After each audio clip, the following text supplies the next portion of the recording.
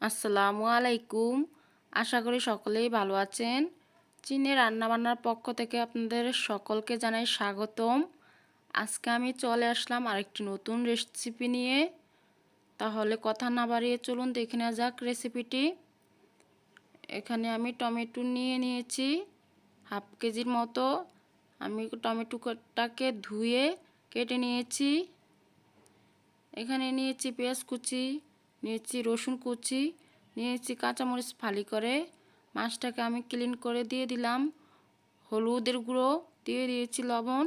এখন আমি মাছটাকে হাত দিয়ে ভালোভাবে মেখে নিয়ে রেস্টে রাখবো 5 মিনিটের জন্য। এখন আমি একটা ফ্রাই প্যানে তেল দিয়ে মাছটাকে দিয়ে দিয়েছি। এখন আমার মাছের একটা সাইড ভাজা হয়ে গিয়েছে। এখন আমি মাছটাকে উল্টে পাল্টে ভেজে নিব গাঢ় গোল্ডেন করে। এখন আমি মাছটাকে নামিয়ে নিব, আমার ভাজা হয়ে গিয়েছে। চলে আসলাম রান্নার মূল পর্বে। দিয়ে দিলাম পরিমাণ মতো তেল, দিয়ে দিলাম রসুন কুচি, এখন দিয়ে দিব পেঁয়াজ কুচিগুলো। এখন আমি এগুলোকে হালকা গোল্ডেন করে ভেজে নেব। এখন এই পর্যায়ে আমি অ্যাড করে দিব রসুন বাটা।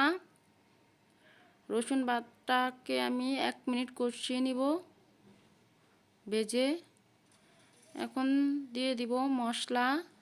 এখানে আমি মরিচের গুঁড়ো দিয়ে দিলাম হলুদের গুঁড়ো, দিয়ে দিলাম স্বাদ মতো লবণ।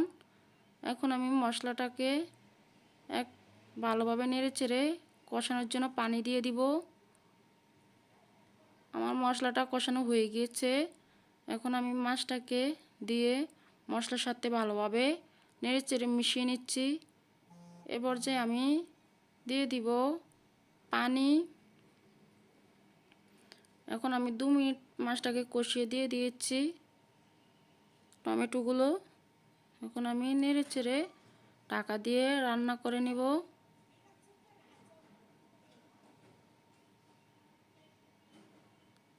ঢাকা খুলে দেখতে পাচ্ছেন এই পর্যায়ে আমার রান্না প্রায় কমপ্লিট। এখানে আপনারা চাইলে ধনিয়া পাতা অ্যাড করে দিতে পারেন। এখন আমি আপনাদেরকে সার্ভ করে দেখাচ্ছি। দেখতেই পাচ্ছেন কতটা সুন্দর কালার হয়েছে। আপনারা এভাবে বাড়িতে ট্রাই করে দেখবেন। আমাদের ভিডিওটি যদি আপনাদের কাছে ভালো লেগে থাকে তাহলে লাইক কমেন্ট শেয়ার করতে ভুলবেন না, এবং চ্যানেলটিকে সাবস্ক্রাইব করে পাশে থাকা বেল আইকনটি অন করে দিবেন। এবং আপনারা যারা ফেসবুক পেজ থেকে দেখছেন তারা আমাদের পেজটি ফলো করে লাইক দিয়ে দিবেন।